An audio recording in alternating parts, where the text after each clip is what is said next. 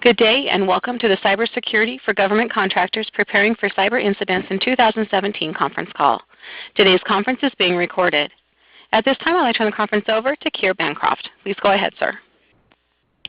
Thank you, and good afternoon, everybody. Thank you for joining us for our discussion on preparing for cyber incidents in 2017. My name is Keir Bancroft. I'm a partner in the government contracts practice at Venable. And aside from providing a range of services for government contractors, one area of specialization that I deal with is information and cybersecurity.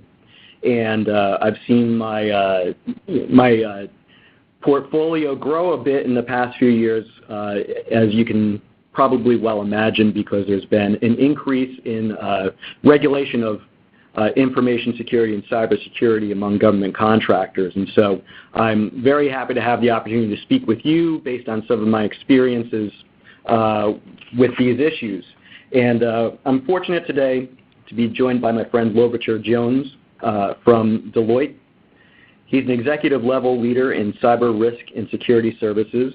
He brings with him 17 years of capturing and delivering transformative security strategy, government risk compliance, and technical integration for clients within the public and private sectors.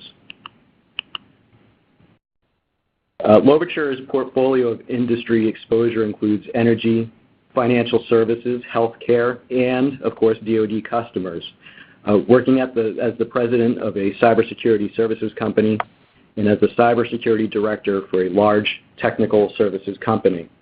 So we have two people who are going to be speaking with you today who I think will bring two unique perspectives to issues facing government contractors in 2017. There's a legal perspective and a specific government contractor perspective, but there's also the perspective from the point of view of a technologist, somebody who deals with the appropriate security controls that need to be established and maintained, and then somebody who's practiced in, well, what happens when there is something that goes wrong, when there is some type of an incident that needs to be reported and responded to. And I think we're very lucky today to be able to speak not only within the government contracting realm, but also to those companies that straddle the government contracting and the commercial realms. You'll see here today we're going to be discussing about understanding the rules of reporting cyber incidents, learning about incident response, how to demonstrate safeguarding, managing compliance through the supply chain, which will focus on how do contractors deal with their subcontractors and vice versa in ensuring compliance and appropriate reporting, and then some considerations of cloud computing. Now, these areas of discussion will use as a model the recent rule that was promulgated by the DoD, their rule on network penetration reporting. But we're using that as a model, and this is a sort of a starting point for a broader conversation, because a lot of what contractors are dealing with and will be dealing with in the next year or so, it's something that is echoed in the commercial space or within civilian agencies or in other industries. And so some of the practices we're talking about here will translate well even if you aren't doing work directly with the Department of Defense right now. So I think that there's going to be a lot of benefit to the range of topics we're going to be discussing today. And to start off, I'm going to give a very brief history of how we got to this most recent rule issued by the Department of Defense. And you'll see on the slide that we go back to the 2013 National Defense Authorization Act, and particularly Section 941, which focused on reports of network cyber penetration for cleared contractors. Now, the history of this rule goes back further than that, but for the relevant portions of the rule, I think that this brief history captures some of the requirements.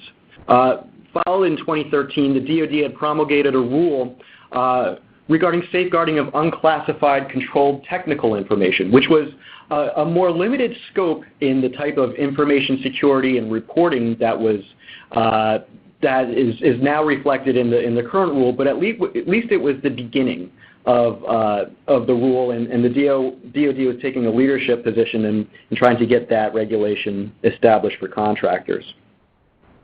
A couple years later, in 2015, we have the NDAA Section 1632, which again focused on rapid reporting for contractors dealing with operationally critical areas of work, and we'll get into more details on that as we go through the presentation.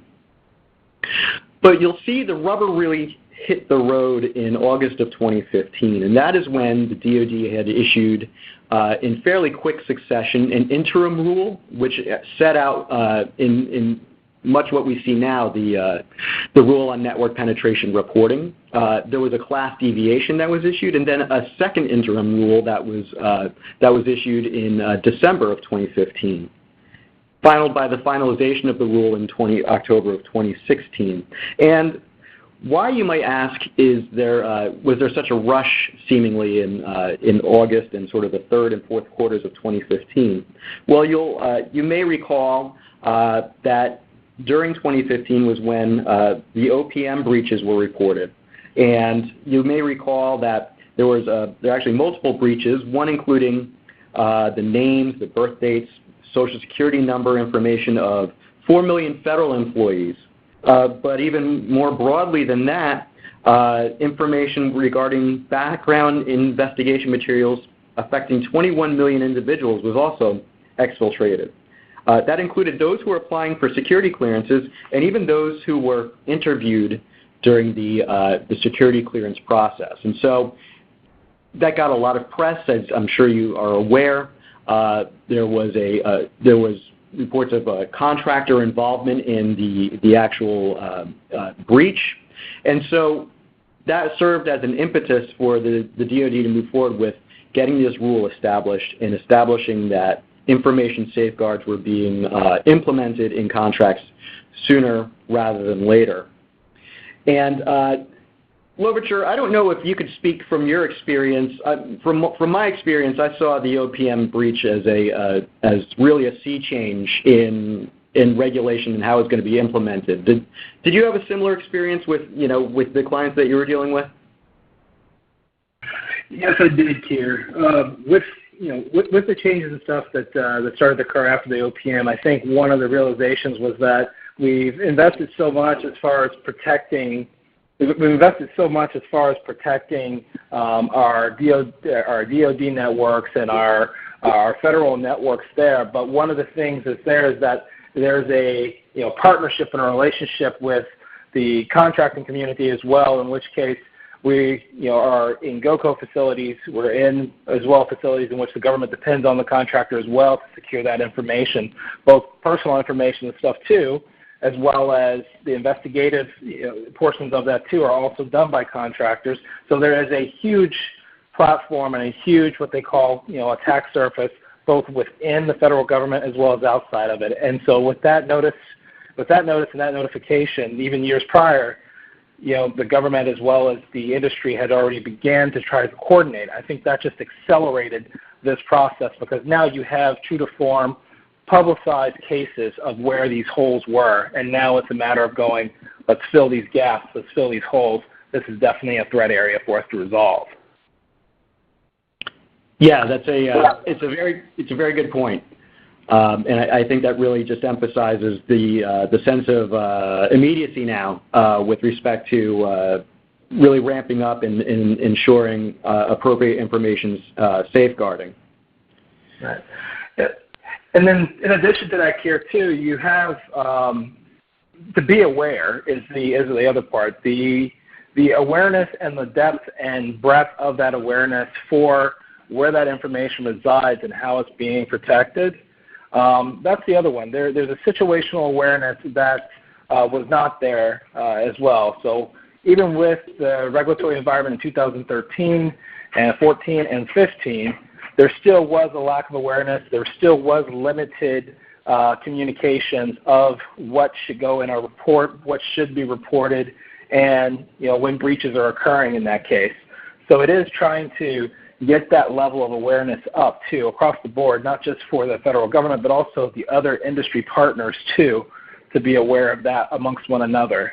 And that does take a certain level of trust and stuff amongst folks who do compete against each other too. Yeah, and I think that'll get to we'll be getting to information sharing as we go through, because I think that's a key consideration as well. And I think you hit the nail on the head with that. Trust is a key here.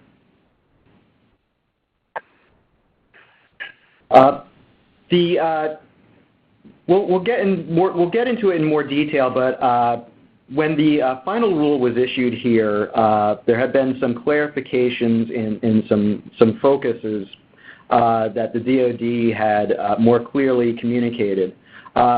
Again, we'll be showing more detail on that, but let's bear in mind that the definition of covered defense information, which we'll learn is one of the focuses of the rule, was updated to align with the concept of controlled unclassified information, which was promulgated by the National Archives and Records Administration, and we'll learn more about that as we go on. There's also some specificity and clarification put around the definition of a covered contractor information system, and there was also further clarification that a number of the, particularly with respect to the DoD DFARS clauses regarding the safeguarding and reporting of network penetrations, is focused on contracts for commercial items, but not for COTS items. So there were some clarification and changes that were promulgated in 2016. We've already discussed a little bit about sort of how industry has reacted to recent events in getting in line with complying with the rules. But what is the importance, particularly if you're a government contractor and you say, I've got to comply with any number of clauses here when I pull open my contract. There's pages and pages of clauses I need to be considering here.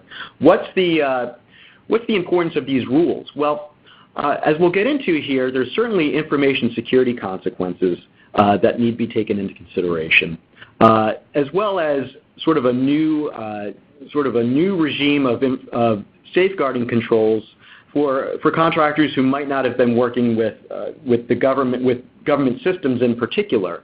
When you hear terms such as a NIST special publication, and what we're talking about here is 800-171, and the concept of security controls. If this is the first that you're hearing of it, then this is going to become a part of your day-to-day contract performance as you're seeking to safeguard the covered defense information that you may have. It also establishes reporting obligations, which is fairly new and unique, particularly in the government contracting space.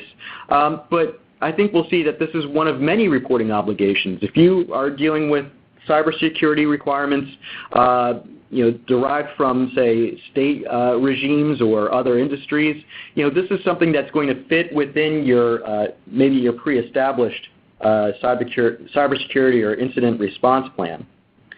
There's also contract compliance issues to consider, and this goes back to maybe some basic government contracts considerations that many on the phone are aware of. If you fail to comply with this requirement, and there is an incident that's reported, and there's an investigation later on to show that you did not follow the information safeguarding requirements under 800-171, you may be looking at a termination for default, depending on how extreme the issues may be with respect to compliance. There may be possibilities of suspension and debarment action referrals, or perhaps even False Claims Act or key TAM actions. And so these add to the mix of non-federal contracting implications that you may have already been considering when you're thinking about cyber and information security. And Louverture, when you're dealing with when you're dealing with folks who aren't necessarily in the contracting space, have you been seeing them deal with non-government contract specific issues? What types of reporting concerns do they have? So yeah, you do see that at the end, this ends up becoming part of their overall cyber plan and their overall cyber protection planning. So with this, a lot of these folks have been in an environment in which case they've been working with ISO compliance, they've been working with SOX compliance, and a number of other areas, and then also depending on what type of contracts or so they have been executing on over the past, over the life of their company. You see that they already have a lot of the safeguards and stuff in place, but they may not be orchestrating those safeguards in a way that's necessarily compliant with NIST 171. So it becomes more so a part of their overall protection plan for the company. And typically you see it's really a lot of times just kind of an adoption of some new practices and maybe an adoption of some new technology, especially in some of the NIST 800-171 protection areas. Now, with that, with NIST, one of the things that you will find that with NIST, a lot of the companies have been already looking at NIST 853, which at the end of the day, 171 seems to be kind of the baby, of 853. It's a kind of scaled down version. So typically when I'm working with our clients, if they had already been looking at that framework, they're able to kind of take this and integrate that into their existing practices. So at the end, 171 is kind of a base minimum of controls that companies should start having anyway to protect their critical information. It's now just been stated, and it's plainly stated now that this is now a requirement in this case. So now a new level of urgency is placed on it, and so that's what you see, initially. And it's just trying to make sure that one, they understand it, they understand both the financial impact of it as well as the impact to their current protection program and governance and risk compliance programs, and then being able to see how to address it in the most economical way, but also in a way that's also meeting the need of the DFAR and the intent behind it. Very good point. And for basic understanding purposes, can you give a quick overview of 800-53 and the fact that it had sort of derived for a focus on federal information systems and not necessarily contractor information systems? Right. So NIST 853, which they're getting ready to go into revision 5, it's been around for quite some time, and it really was laying out your basic information security controls. And just kind of background on NIST. So NIST is really a partnership with the Department of Commerce as well as with the NSA, and really kind of operates as your think tank and leading industry practices or so in those areas. And so they have subscribed basically a recommended set of security controls and frameworks that practitioners, companies, government agencies and stuff can take and really frame how they're going to implement security areas. You even have areas in engineering. You have areas in a number of stuff. So the volume, as far as volume 800, typically deals with information security for different things, for business applications, for industrial control systems. You even have areas for weapon systems and stuff too that's in there. And so basically agencies and even the government looks to them to say, hey, what are some of your general controls and stuff that you guys see as good practices? And they take those and they adopt those controls, and basically now you have both guidance and continued resolution on a framework and set that can be, the baseline of controls and practices to be done in the industry. So 853, if you guys have been doing ISO or so in the past, you have a lot of relevance and a lot of, ISO 27000 or so. You have a lot of parallels between those. This 853 goes probably 2 or 3 steps further and trying to give you a granular look at, hey, you should be using this type of encryption, you should be using this type of practices within your technical as well as within your operational controls and processes to make sure that you have security in place. So they release and give you a set of general security controls. You can take those controls, adapt them as well as tailor them, and apply them in your organization.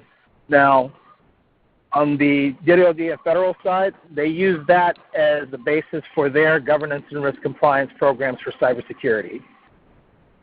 NIST 800-171 has taken some of those controls, scaled them down to something that can be applied in a corporate environment, and now said, hey, can you guys please at least meet this level of stringency in your controls and application of them? And oh, by the way, can you also do reporting?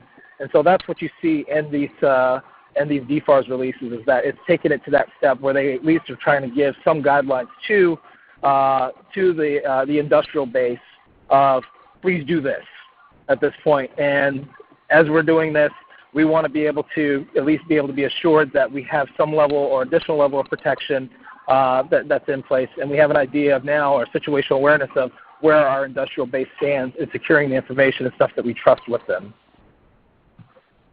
That's very helpful, Lovicher, and that's vitally important background here for the presentation, because the information security that we're speaking of here really is derived from this the NIST special publications. So helpful information. Quickly, this is a guide for our conversation, this presentation, but it's also a reference. And so when you're thinking about the DoD's rule, this is a list of the provisions and the clauses that were promulgated. And as you can see, with the exception of one of the representations with respect to the use of cloud computing, they had all been updated most recently in the final rule in October of 2016. So just you can use this for reference purposes later on. One of the key changes that were implemented in the final rule was this alteration of what is identified as covered defense information, which is the type of information that needs to be safeguarded under the clauses. Now, it speaks to unclassified control technical information, which was a definition that was established in one of the early versions of the rule. But a key point here is that it also speaks to other information as described in the Controlled Unclassified Information Registry, and the link is there. That is the registry that was established by the National Archives, NARA, to promulgate a executive order that came out in 2010 with respect to establishing controlled unclassified information more uniformly across federal agencies. And we'll get into that, and we'll see how it's really linked up with 800-171. But a key point to be taken away here is the fact that CDI is aligned with controlled unclassified information, which I think is a key reason why discussing the DoD rule here, even if you're not doing work directly with the DoD, is going to have is going to be useful to be aware of, because it's going to have application, I think, moving on. And also the definition, as you can see, it's information that requires safeguarding or dissemination controls pursuant to government policies, and is either marked or otherwise identified in the contract or the task order or whatever delivery order is being provided on behalf of the DoD to support the contract, or otherwise collected, developed, or received, or transmitted, or used on behalf of the contractor in support of performance of the contract. So the information has a broad scope, but remember, CUI is one of the key developments in the final rule here. And we'll be speaking about that as we move on. If you were to follow the link that that has been provided, I think you can get to it from the earlier slide. You'll see the CUI registry that was established, and even though it was kicked off via an executive order in 2010, it took until last year for NARA to promulgate this common taxonomy of controlled unclassified information. And if this is the first time you're hearing about controlled unclassified information, it's another word for other terms you may be familiar with, like sensitive but unclassified, or for official use only, or eyes only. There's all number of different types of information classifications that apply to unclassified information that federal agencies have required protections and dissemination controls for. The job of NARA was to take a look at the panoply of different types of information throughout federal agencies and establish a common lexicon so that if you're working with the DoD or you're working with a civilian agency, you know the type of information that needs to be protected because it ties back to the NARA's definitions. So take some time to take a look at the COI registry. It's going to be helpful to get to know the types of categories that have been established, what they entail, and what the controls are over those. And you'll see that NARA, the 800-171 set of security controls, is really designed to ensure appropriate security over those types of information. One of the things that Louverture brought up a few minutes ago, and I think it really bears out in the promulgation of the final rule, is it's a collaborative effort here. DoD is working with industry to try and ensure that there's a common understanding and clarity about obligations and ensuring compliance with the rule. And one example of that is the DoD has published and maintained a set of frequently asked questions. The link is provided on this page.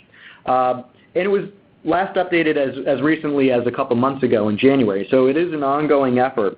And I think it'd be helpful for you to take a look, and the DoD provides a little bit more detail and clarity and perhaps some more specific insights into the requirements of the rule that'll help you as you're thinking how you can best comply going into through 2017, going into 2018 as well. And one of the areas that was touched on was in question and answer 8, which again, the question dealt with the relationship between controlled unclassified information, or CUI, and covered defense information. Are those definitions aligned? And the DoD was very clear in responding that yes, it was intended for CDI to be in line with NARA's CUI definition. And one of the things to take away from that answer and response is if CUI is going to change, if the taxonomy of controlled unclassified information will adjust, that is going to move the definition of what controlled defense information is because they're so closely aligned. So again, it's important to stay aware of what's happening with NARA and the definitions of CUI because that is going to be, that's going to affect the information security requirements you have under your DoD contracts. I wanted to talk a little bit about there being some commonality among DoD approaches as well as civilian approaches to information security and ensuring that your network is able to maintain basic safeguarding. As you can see here on this slide, there's a reference to a covered contractor information system, which was defined and clarified in the most recent rule to express that it was a unclassified information system owned or operated by or for a contractor and that processes, stores, or transmits covered defense information. And as you'll see below, there's a different clause. And you'll see that this is not a DFARS clause, this is a FAR clause, which is the FAR Basic Safeguarding Clause. And it defines a covered contractor information system as one that is owned or operated by a contractor that processes, stores, or transmits federal contract information. You'll see that there's a great deal of symmetry between those descriptions. And the key to take away from here is not only the degree of commonality between the DoD and civilian agencies' approach to information security, but also the fact that there is this basic safeguarding clause that has been promulgated. It was promulgated last June. I think it may have been sort of overshadowed a bit by the DoD clause, but this clause too had been much discussed and had been sort of slow to make its way into the FAR. But this is a FAR clause that is going to you'll see it show up in a lot of contracts where you might not necessarily have anticipated it. And it was intended for broad application in government contracts. One of the reasons being is the FAR Council believed that these basic safeguarding measures are measures that any reasonable contractor should be utilizing in the normal course of their business already. So that's something to keep in mind as you're looking through the clauses when you are pursuing a new contract in 2017 is what types of safeguarding clauses do I need to look out for other than the DFARS clauses. The basic safeguarding clause in the FAR is one to bear in mind. And on the next couple slides, there's a list of the actual safeguarding requirements, and I'm not going to go into all of them in great detail, but you might want to take a look at some of these requirements to say, is this something that if a contracting officer asked me tomorrow whether I've satisfied these requirements for basic safeguarding, if I could answer in the affirmative. For instance, are you able to control information that's posted or processed on publicly accessible information systems under number 4, or even with number 1? Are you able to limit information and access to authorized users? If so, then that's fantastic, but if not, that's something to think about.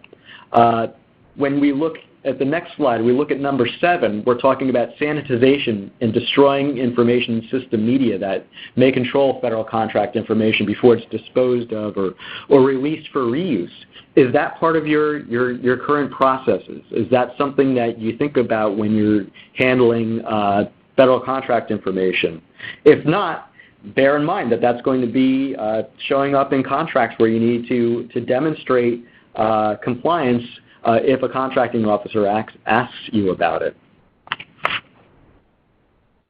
Another example is number 11, implementing subnetworks for publicly accessible system components that are physically or logically separated from internal networks. Do you have that degree of segregation in your networks?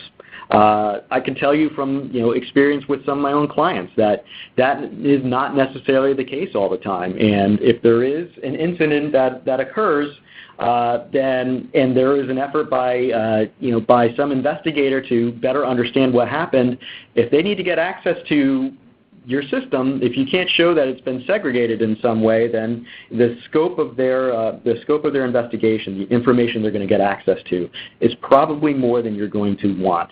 But you'll be left with, I think, little recourse in that circumstance. And then number 12, too, is identifying and reporting and correcting information and information system flaws in a timely manner. Again, this gets to being able to identify and report issues that come up with respect to your systems. And you need to bear in mind, if you're performing under a contract that has both the basic safeguarding clause as well as the DFARS clauses, is this something that you, if you need to report under the basic safeguarding clause, is it something that you also need to think about reporting under the DFARS clause as well? Before we jump into the next step, Lovichor, I didn't know if you had similar experiences. Has this come as a sort of a surprise to any of the folks that you deal with respect to the basic safeguarding? I mean, you would think it would be, on the surface, it seems like something that would make sense, and yes, everybody reasonably should be able to comply, but when you look at it a little bit more closely, it might be a little bit easier said than done. Yeah, surprisingly, one of the things that's very surprising is that typically our smaller, mid-tier, second-tier, third-tier suppliers and contractors do have kind of a basic awareness of it, and it's because of the centralization of their computational services as well as on just their size itself has made it very centralized as far as being able to control that, both in network design as well as in how they've prescribed security services and security capabilities within their infrastructure. Now, where I find it surprising, though, is that with our larger contractors who have grown pretty inorganically through mergers and acquisition and have really allowed a lot of the subsidiaries to kind of run at their own pace, this is where they're kind of having more of the struggle, and that is getting their arms around whether those subsidiaries or those business units are indeed running those networks in accordance with those requirements at this point, from a segmentation standpoint to the right places for encryption, the identification of CDI information or critical information, where it lies, rest, and how is it transmitted throughout the organization. So surprisingly, it's actually our larger ones that are kind of having a harder time with that, especially if they've grown through acquisition rather than organically. And so that's kind of the more surprising part, because the centralization of governance and stuff for them hasn't necessarily been there, because it's been to their advantage to say, you know what, we have this business, it was profitable before we bought it, it's still there now, we continue to let them run as is.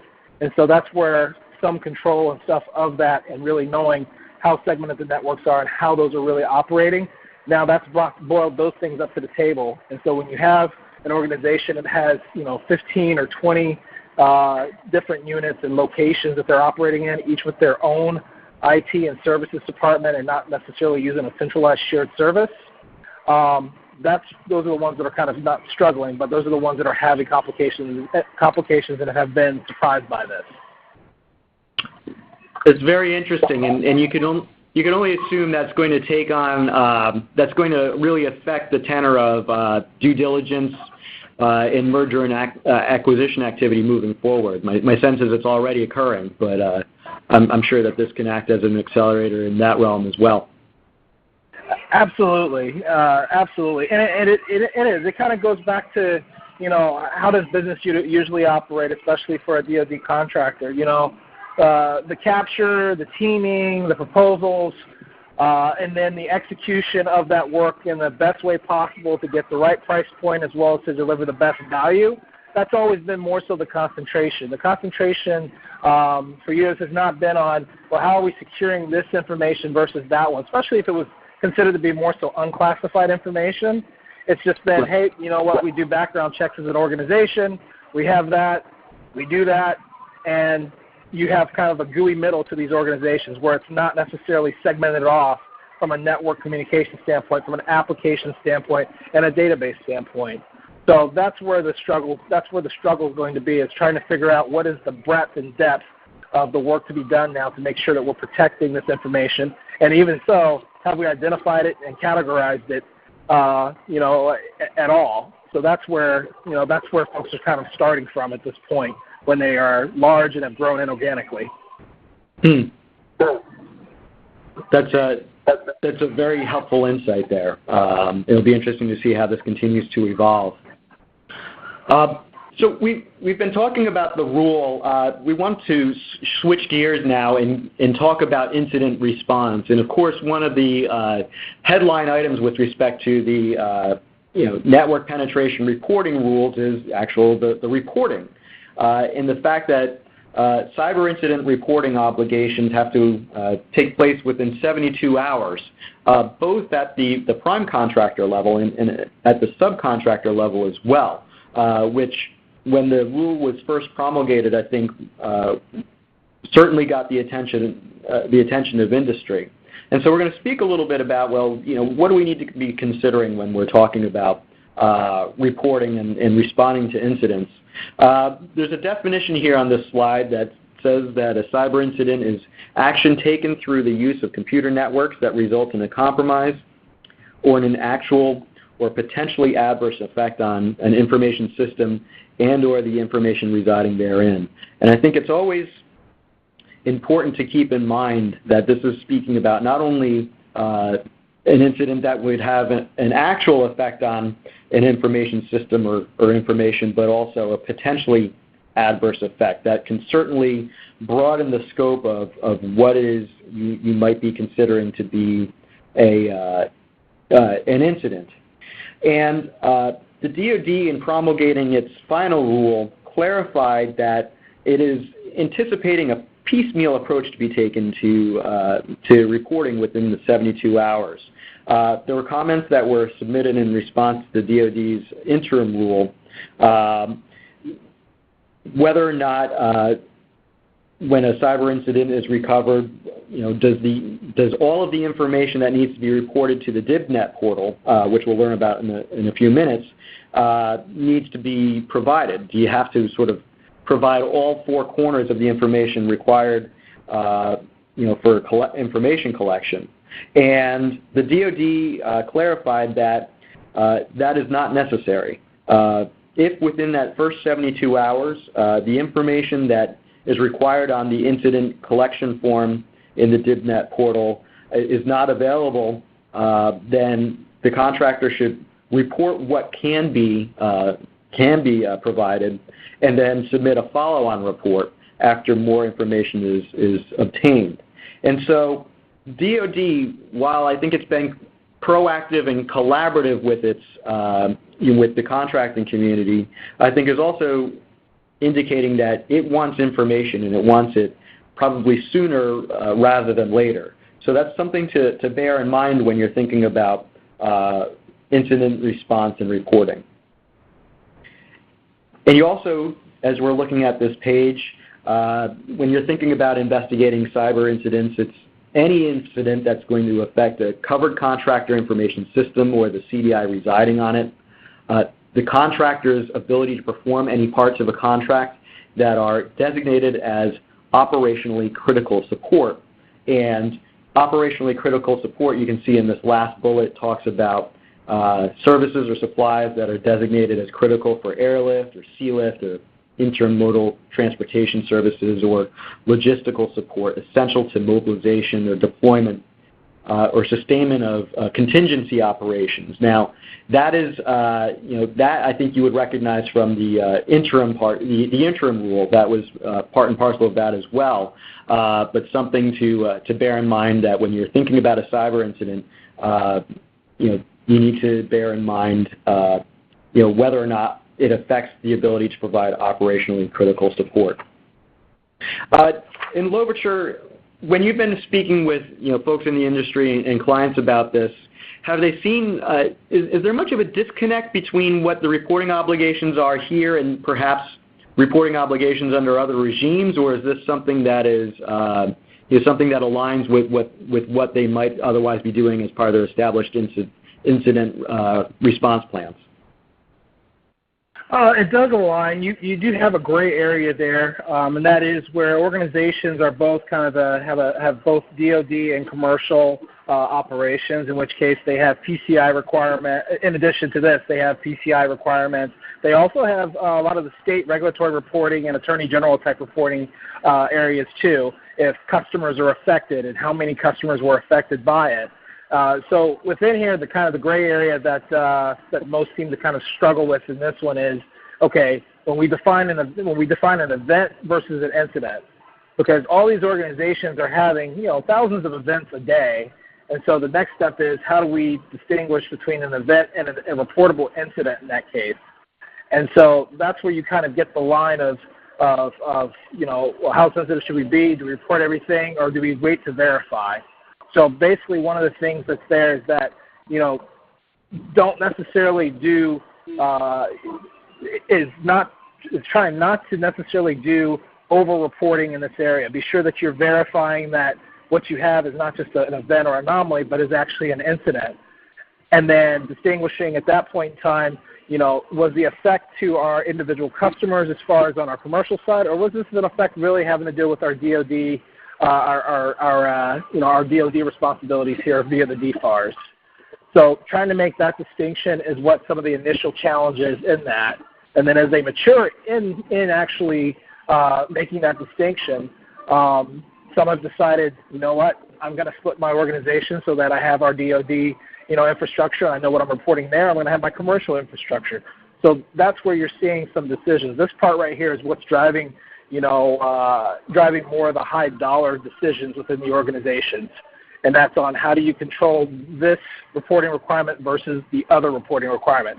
A lot of times it's still a lot of the same information, but sometimes it's what's the driver behind the reporting, because you run the danger if you're over-reporting of doing too much and calling so much attention there to false positives, and now you're taking up resources from yourself as well as from the government side. And so trying to find the right balance in that and making sure that you have a good idea of where these incidents are occurring and what's actually affected, that's where organizations have the long pole and have the long, hard look they have to take into their reporting requirements. That's really helpful. And actually, I want to skip over. There's a little bit more detail on 16 on operationally critical support, but one thing that I wanted to jump to, because Louverture, I was thinking the same thing with respect to what type of reporting do we need to consider here. The rule discusses cyber incident reviews and seeking evidence of, say, a compromise of CDI. And as you can see here, that talks about the disclosure of information to unauthorized persons or violation of a system security policy, perhaps an unauthorized disclosure or modification of destruction or loss of an object, which could be either intentional or unintentional, or the copying of information to unauthorized media. And I think we'd agree that incidents run the gamut. They run from malevolent types of focused cyber attacks to what may be more inadvertence in what Louverture had referred to as something that might not necessarily rise to the level of an incident. And one thing I was thinking of when you try and draw analogies to the government contracting experience and other reporting, big-ticket reporting events. One of them was the mandatory disclosure rule that was promulgated a number of years ago under FAR 52203-13, which required mandatory reporting of, if you have credible evidence that there may have been fraud or there may have been some type of an overpayment. And I think that there had been that was certainly a debate in the contracting industry, and I think it still continues today. But there are some who are on the side of report everything, so that you were never, seen as failing to report something that should have been brought up. And you see lots of reports going to IG's offices.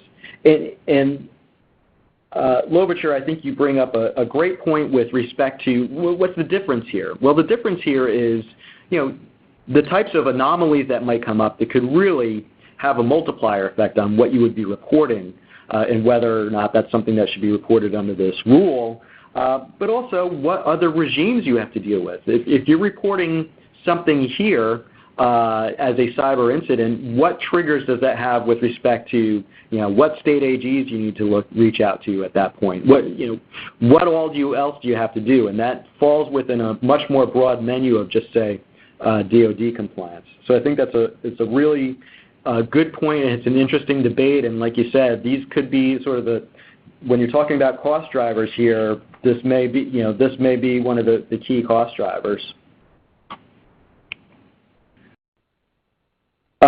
When you're talking about the scope of a review, you'll see in the rule that it's prescriptive.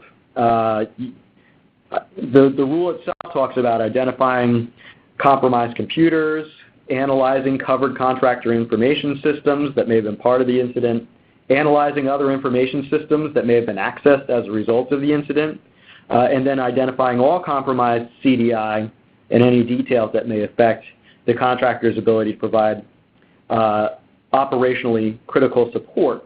I think there's a double-edged sword here with regards to the prescriptions in the rule.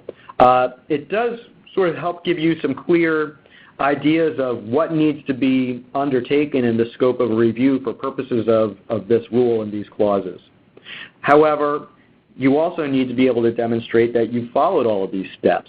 And you need to be able to marry these up to perhaps established steps that you have in your established incident response plan.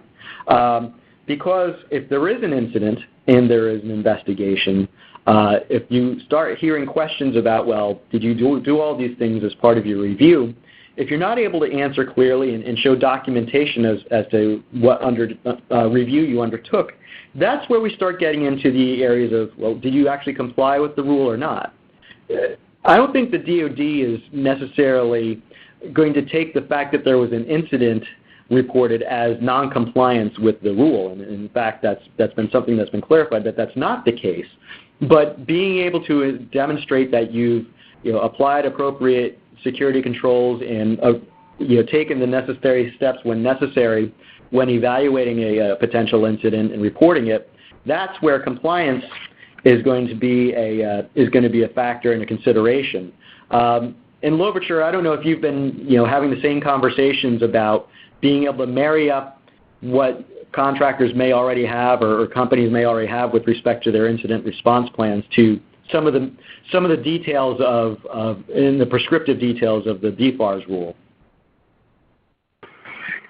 Yeah, so as far as being a marry up, I mean the actual breadth and depth of reporting and reporting your incidents and so most companies know how to report. It's a matter of the stringency, the initial information that you have of an incident, as far as where you have the first indicators of compromise, what we call indicators of compromise, right? And you're able to kind of zero in and say, okay, we do have a potential issue here. So at least getting that initial reporting out, and then the investigation and providing the follow-up on that is the one that I think companies are pretty comfortable with. Now, when you get into the other part, and that's that second layer of investigation and marrying up what happened with what controls you had in place to, one, prevent that, two, to discover that before it became an incident, and three, on how to fix it and contain it, that's where you have varied capabilities. And so I'll give you this example. So a company that has been very sensitive to areas of like reputational risk and those types of things, right?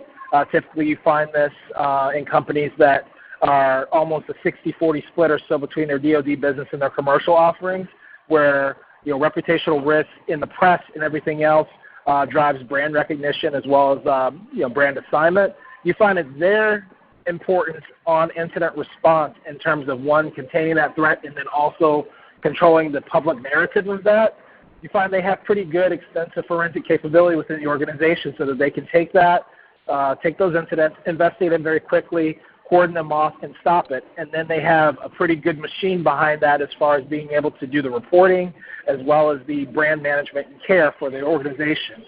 For those who have not necessarily been so heavy as far as like 50% of their business being commercial, that's there, but have mostly 80% of their business being DoD, that's where I'm seeing a little bit more of a struggle in that area, where it's a matter of now we need to look at how we bring up our capability to investigate it, to isolate it, to get all of the details out of it, and then also be able to report that in accordance with our controls in that case. So that's where that mirroring process comes up, and that's where we're finding probably most of the time where folks are reaching out for help in that area and that capability. And I think that's where you're seeing this kind of driver to using certain outsourced services and stuff too within the within the business.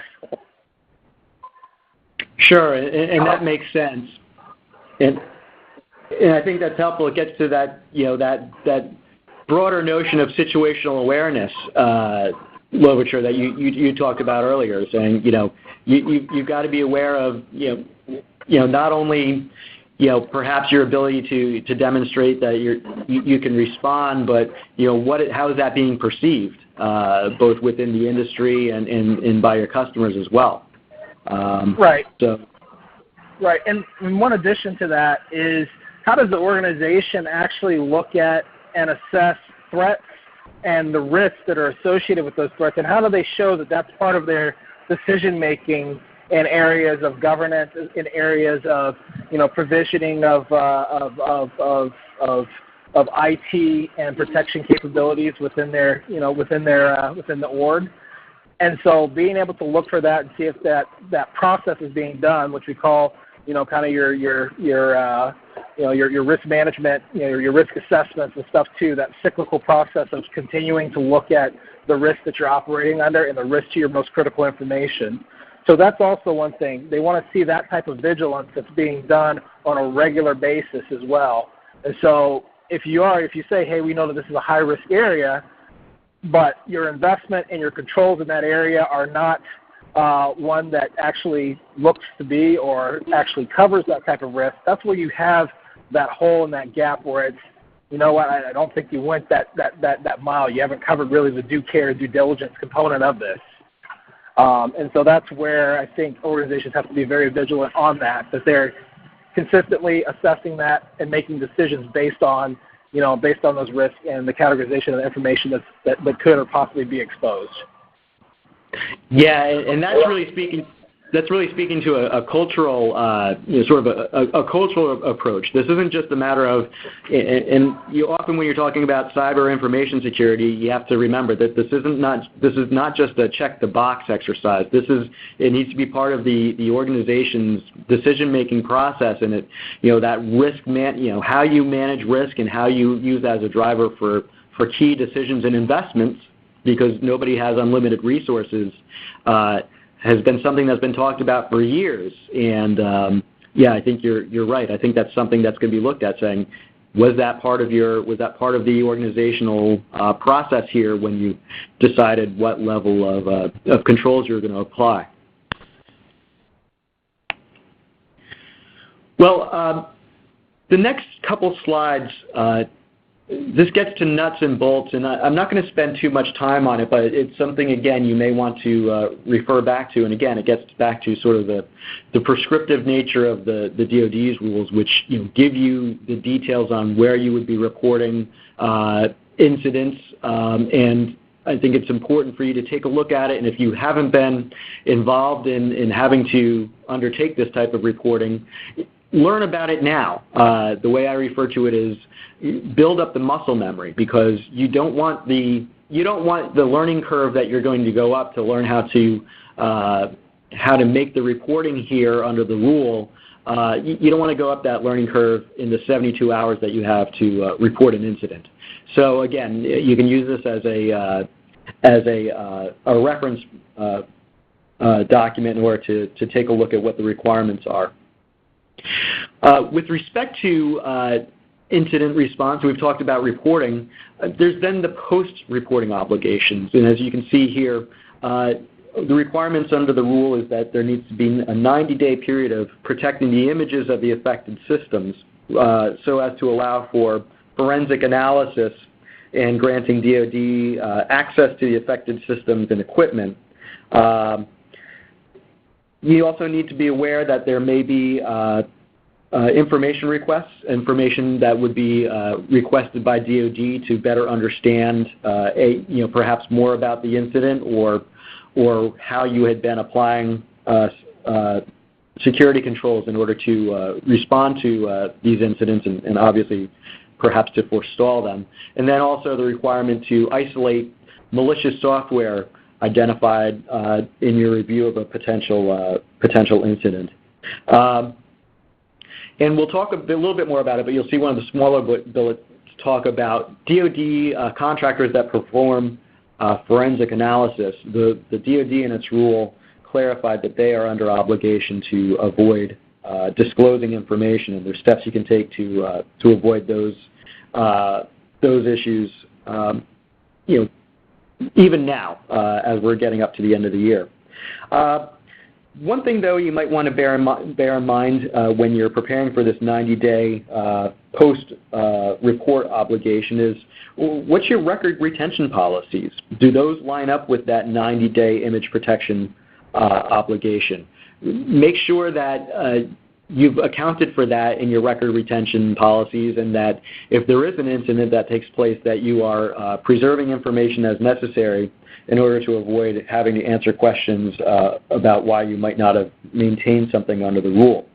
And then something that when you're thinking about, well, when should I get counsel involved in these processes? It certainly is something that's helpful to have counsel involved perhaps sooner rather than later. And this isn't just necessarily me speaking out of self-interest, but it certainly is a way where you can better understand what your obligations might be, not just with respect to this requirement, but other requirements. Getting counsel involved in assisting in your information protection efforts and information security efforts gives you the possibility of having attorney-client privileged information maintained and protected in case there are questions about how you went about addressing perhaps areas where you needed to strengthen up your processes and your protections. But even more than that, I think having counsel that can help with the disclosure of information when you are talking about either a report or the post-report process. Counsel often will work with the government when they are undertaking an investigation after an incident and can help with communicating what the organization has done to maintain adequate protections, and also just ensure that the government is sort of staying in its lane, as it were. Oftentimes you may be able to have somebody available to advocate for you if there is an investigation where perhaps there had been some minor inadvertent copying of CUI to an unencrypted flash drive, and if you have forensic analysts at your office for a week, it may be a point to ask some questions and say, well, what exactly is the scope of your review here? And that's someplace where counsel can lend assistance.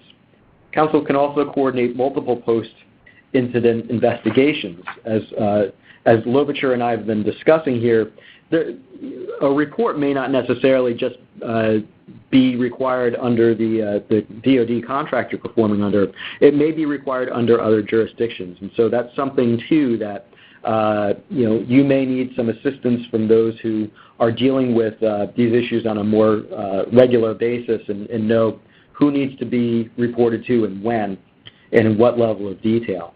And then counsel is also available to assist with prime and subcontractor dealings with respect to incident reporting. This rule has a flow-down clause so that subcontractors are obligated to make reports just as prime contractors are. And so the counsel for either the prime or the sub or both can help with communicating between the entities to ensure that they understand perhaps what's happened and can be able to respond to questions that come from government investigators during the course of this 90-day post-reporting period. Steps that you can take now, again, include protecting your attributional or proprietary information. The DoD in its rule, I think, had taken pains to ensure that they were trying to reduce the amount of attributional proprietary information that they would either gain access to or utilize or perhaps perhaps take, and certainly avoid disclosure of that. And so just basic basic preparedness, basic steps you can follow here is, well, how do we identify our attributional and proprietary information, which includes trade secrets or commercially sensitive information. This is information that you can look at now. You can ascertain, okay, are we marking it consistently? Are we protecting it in some way? If we do have to respond to if we have to report an incident and there is an investigation, can we quickly identify it so that whoever's coming in, be it the government or forensic analysts, know what it is and they can understand why certain information has been marked as attributional or proprietary. And this isn't necessarily just a matter of just finding all of your contract information and redacting it all or marking it all as attributional or proprietary, because that isn't necessarily going to, it doesn't make a whole lot of sense. it probably isn't going to be agreed upon by whoever's coming in to perform an investigation, and probably works at cross purposes with what you're trying to do, which is you want to work with your customer here to help them better understand what happened, but at the same time take reasonable precautions over your information so that it isn't disclosed to third parties even inadvertently. And Louverture, have you dealt with those circumstances yourself, with helping with clients understanding and protecting this type of attributional or proprietary information? Yes, I have. As far as working and protecting that type of information, one of the things that comes up the most is one. You have those who are interested in making sure that they protect. If they're doing research, development, and then selling a new capability to the government, obviously,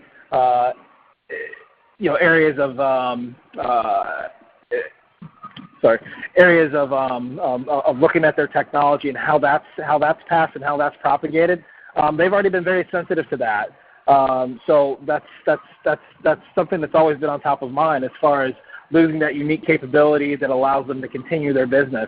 And now when you take that and you mesh it with also information that's being given to them by the government, maybe in response for a proposal, or even as far as at the execution of a contract, and it's been acknowledged as being information that's sensitive, or what we used to have as FOUO, or even confidential information in that case.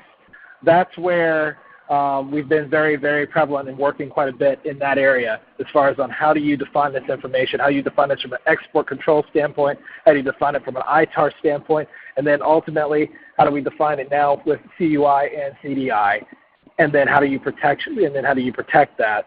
And so when you get into those cases there, you're finding that organizations are saying, you know what, we know that this information is going to be used for critical systems that may be unclassed at this point, but we need to do that extra effort to make sure we protect it.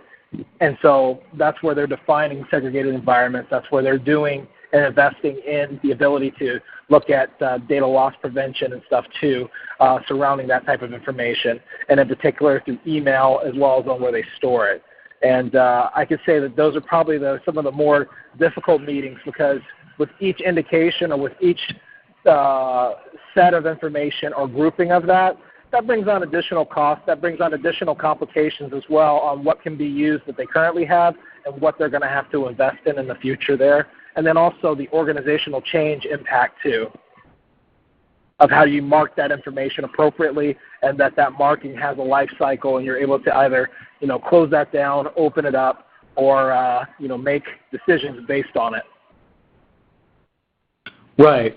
And I think that's that also gets back to sort of, while I think it probably is, they are painful conversations to have, and certainly it represents no small investment, but I also think it's a real effective illustration of sort of that approach to risk management that we were talking about before, where that's got to be part of the conversation now, in sort of making those calls as to how you're going to treat the information, or where you might need to maybe perhaps introduce some additional complexity into your organization or information management procedures, but as a means to address a certain risk. So it sounds to me that obviously it's an investment, but I think it's something that could not only bear dividends just in the scope of information protection, but anybody looking at this and saying, well, why did you do what you did? If you can show that was part of a sort of a reasonable approach here, I think it really does show that you've got risk management at the forefront of corporate governance.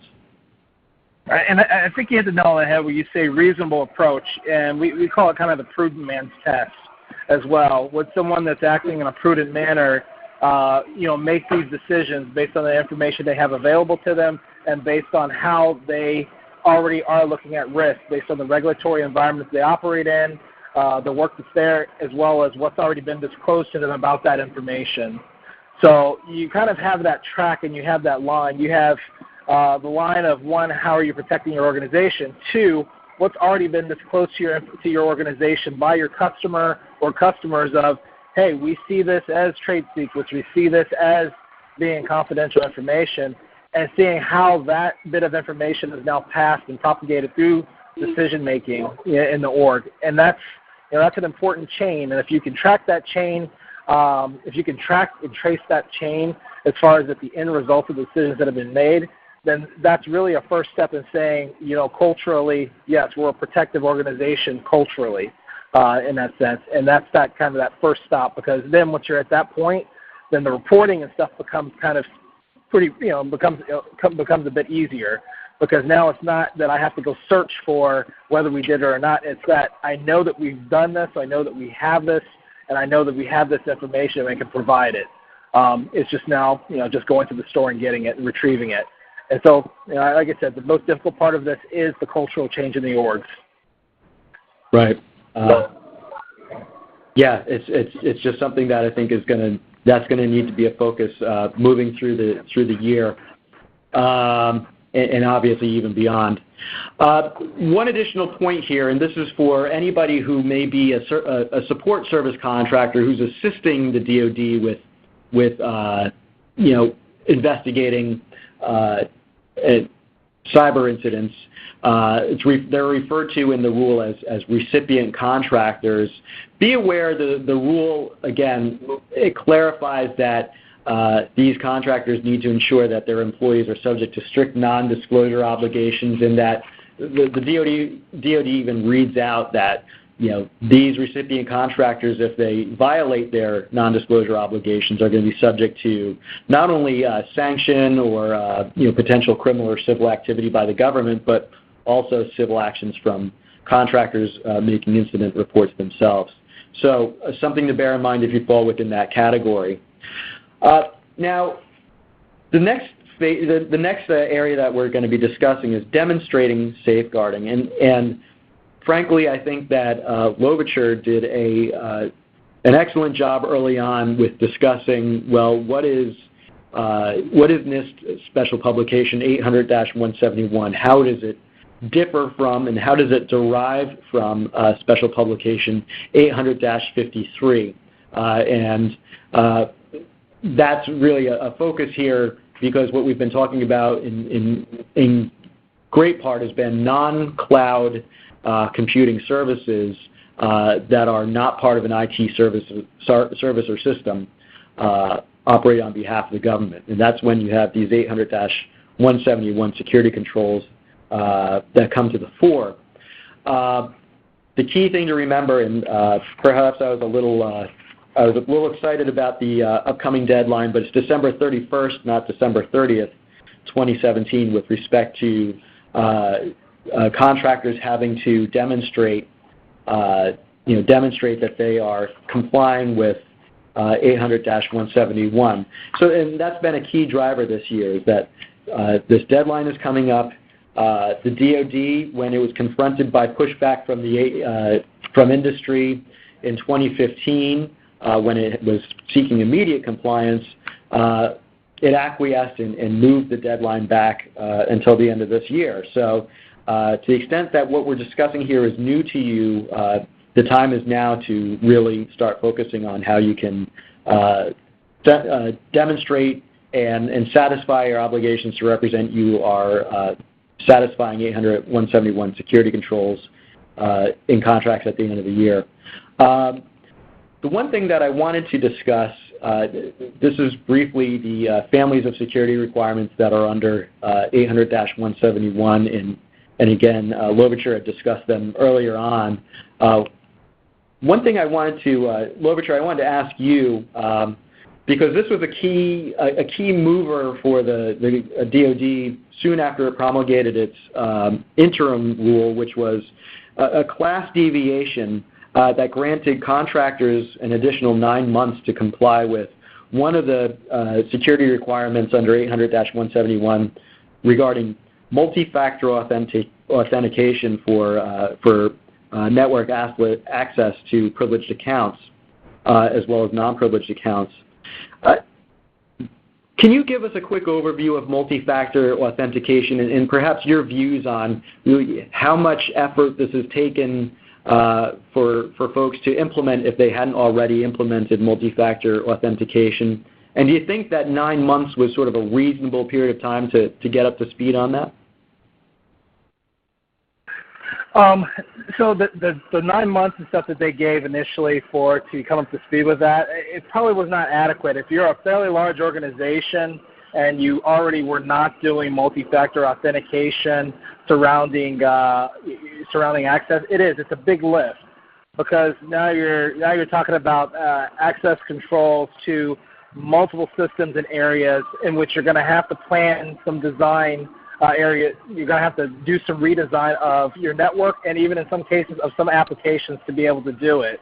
Now, in the work that's there are some kind of quick ways to work with it. One is the type of multi-factor authentication. So multi-factor authentication really goes down to areas like if you're logging in, something you know, something you have, right?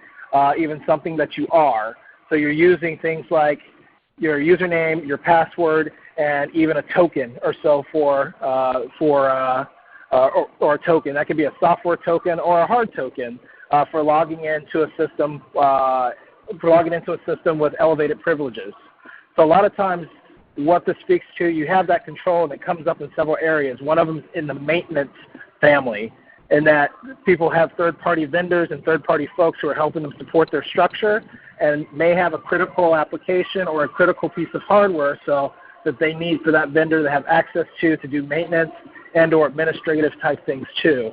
And so they want you to have multi-factor authentication for that type of remote access or for that type of access as an additional control there, because now you know that that person has either had to been enrolled in some way, shape, or form within your org, and diligence has been done on it, and it adds another layer of defense in-depth security for access to critical information or access to critical systems that contain that information.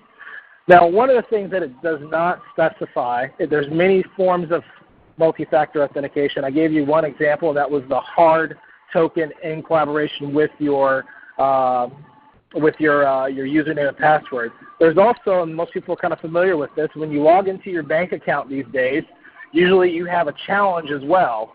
So you have your username, you have your password, and sometimes they'll send a challenge. That challenge could be a PIN that they send to your cell phone just to kind of verify that extra layer of security or so. That's also an option to be used. Now, you will see that there's a lot of discussion and argument right now, but nothing has been written on whether that's good enough or not. That has not been published out there yet. So in the meantime, no one has said that it's not good enough. And nobody has said that from a legal perspective, and no one said that as a policy statement. So yes, you can have that ability to go to that level and say, yes, we do have this challenge for multi-factor authentication. So you do have options on that. There are things that you can do to kind of give you the best path there. And I would say every situation or every company has their unique business case in which one or the other or even both would work for multi-factor authentication there. But I would say that is probably one of the scarier components there for companies, because, again, it requires them to, one, do an inventory of all their systems and all that they have, make a decision of whether they want to do this at the granular level or just say, our whole organization is processing CDI and CUI information, therefore this rule applies. Everybody needs to have multi-factor authentication. I will warn against that last setting there. Again, that's a heavy toll. That's a heavy price to pay on that. I definitely say organizations should go through the process of seeing where this information exists, where this would be appropriate, because 9 times out of 10, it's not applicable to the entire organization. It's applicable to small groups of data and information and network access based on how you may have segmented your organization. So looking at it from that approach will help to take that conversation and corral it and give you something that you can work better with as well as meet the timeline. That's a great point, and I think the last point you made is key here. Is how do you satisfy the requirement within the timeline that we have left, and I think that's vital to bear in mind here. Yep. I'm going to go through a few of these other slides fairly quickly. Bear in mind for contracts that are going to be awarded before October 1st, there needs to be a report to the DoD CIO listing the security requirements that the contractor has not yet implemented at the time of award. That's a bit of a vestige from the interim rule that had been initially promulgated, and it was for the purpose of DoD tracking how the industry was progressing with implementing its controls and protections. And so that's something that's going to continue at least until the end of the fiscal year. And then after that, the preparations are going to be underway for ensuring compliance day one. So something to bear in mind if you win a DoD award between now and in the beginning of October.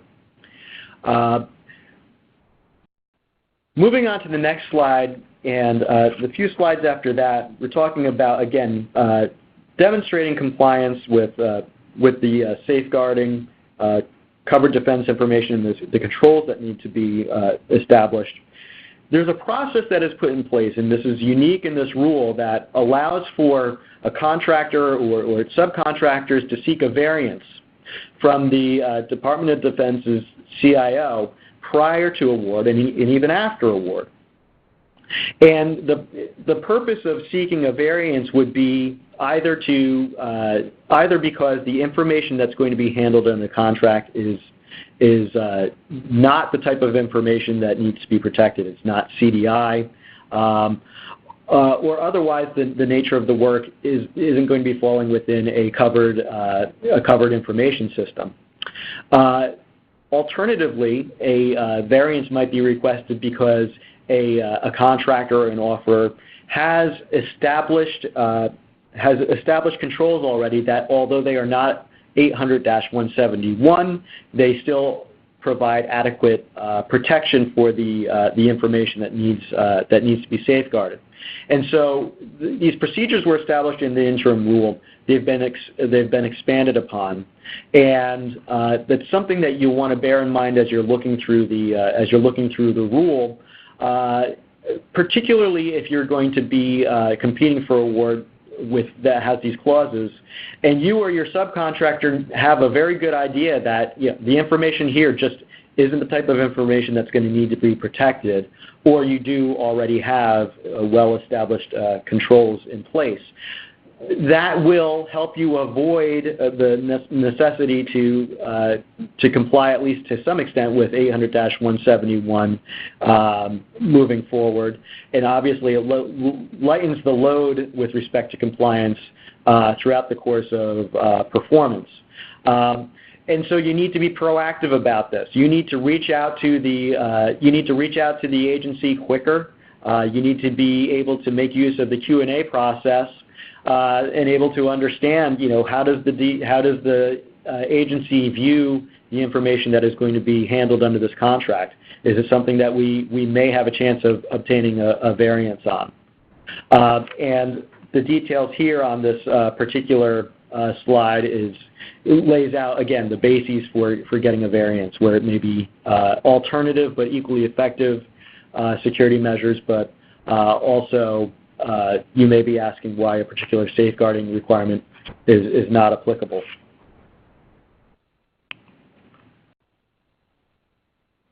This next slide here just talks a little bit more about the variance process, and key point to take away from this is the DoD CIO will be, they'll be seeking information in support of your request for a variance. So bear that in mind. You'll be using your contracting officer as a conduit, and they've established a 5-business-day rule of response time. We'll see if this bears out as more contracts include these clauses, but that gives you a view as to the amount of time that will be spent in reviewing a request for a variance. And also bear in mind that the DoD's CIO will be ensuring consistent adjudication of proposed non-applicable or alternative security measures, so that what you may be submitting, if the CIO is looking at other requests for variances and can't ensure that there's going to be a consistent application, that may be a driver as to why you might not be able to, you might not achieve the variance that you're looking for. Again, something to bear in mind. I know that our time is running short, but one thing that I did want to focus on here was how prime contractors and subcontractors are going to ensure compliance throughout the course of performance here. Again, the rule that was promulgated, the clauses here must be flowed down, and you'll see that there's no tailoring. So these are rules that contractors can't change the language on in order to satisfy their individual business concerns or needs. It's something that's going to be applicable to subcontractors in just the same way as they are to primes, and also require reporting directly to the government, which is unique in and of itself. The subcontractor will have to report incidents to the contracting officer or DIBNet, just in the way that the prime contractors must, and the subcontractor needs to provide notification to the prime, at least that a report has been made. With that being the case, primes and subs should consider, even as they're putting together teaming agreements or subcontracts, how are they going to react to incidents as they occur? Will they negotiate some degree of information sharing? Will they put together some type of agreement whereby they can be assured that if there is a report and if there is a follow-on investigation, that the parties will share information amongst themselves? So again, that there's clarity with respect to what may have happened and what questions they collectively might be addressing when there is when there is an investigation and when the customer has questions for them. So these are considerations to bear in mind, that they are not only this is not just if you're a prime contractor that you need to be thinking of these obligations. If you're a subcontractor as well, and you need to ascertain how you manage your own contracting relationship accordingly. In Louverture, have you dealt with these types of back and forth between either primes and subs or affiliates? And if so, have you seen sort of best practices as to how they're able to share information collaboratively and address incidents as they come up? Yeah, I mean, I think it's one of the rules of engagement and stuff too. In particular, if you're in the process of going through an acquisition, you're developing your teaming arrangements and stuff, and the requirement to actually hold, process, store CDI information is involved.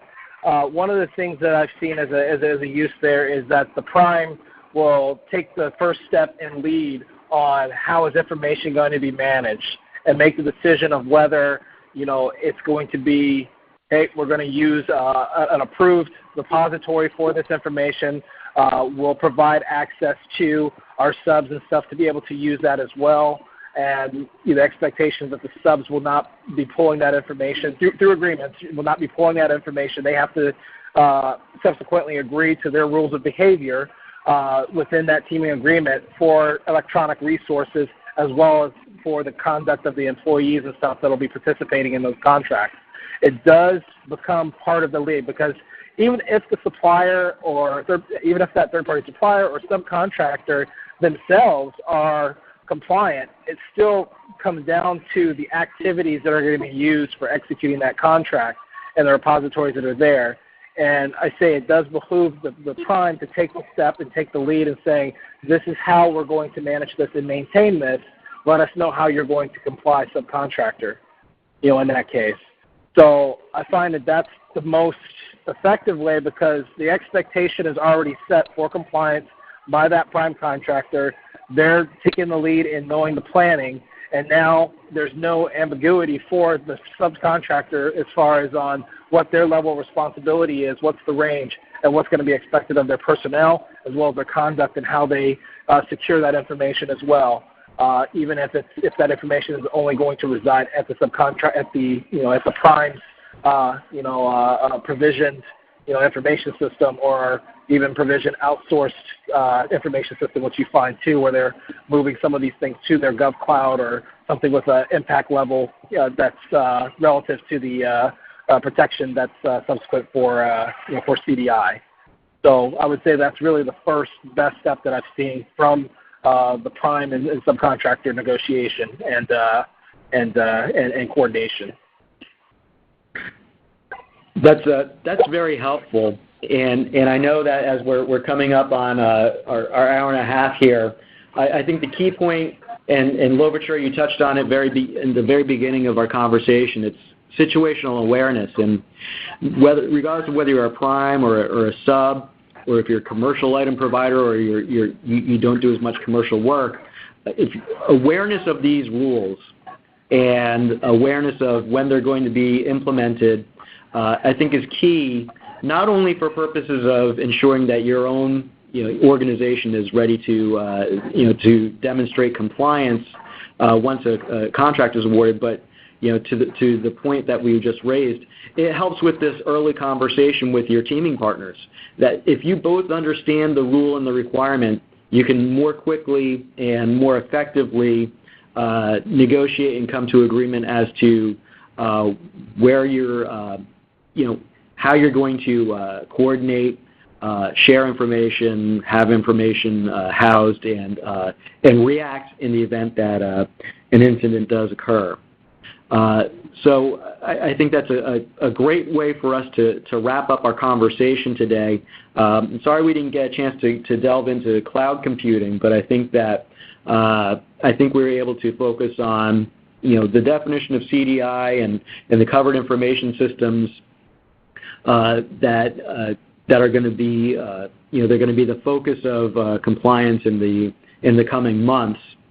And with that, Lovicher, unless you have additional thoughts to share, I think that we've had a lot of great areas for discussion here this afternoon.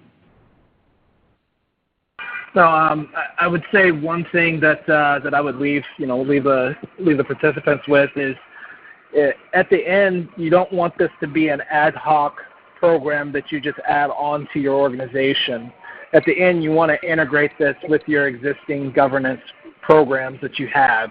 And so once you're able to do that, again, you'll start to help in driving the culture, you'll help in driving the organizational change that's there. And then also beware of universal huge fixes to your enterprise just based off of the reaction here.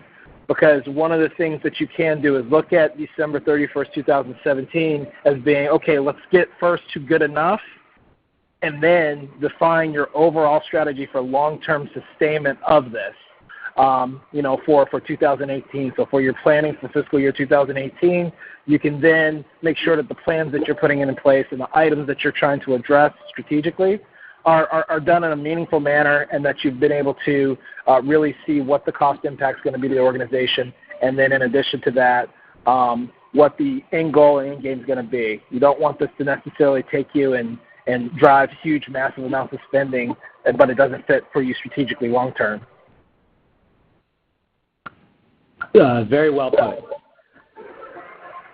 Well, Lovicher, I'd like to thank you for your time this afternoon. Thanks for spending some time for joining in the conversation, and we look forward to any questions that you might have. Our contact information is with the webinar materials, so if you have follow-up questions, feel free to reach out to Lovicher or myself. We'd be happy to discuss that further with you. Thanks again, Lovicher. All right, no problem. Thank you. Take care. And that does conclude today's conference. Again, thank you for your participation.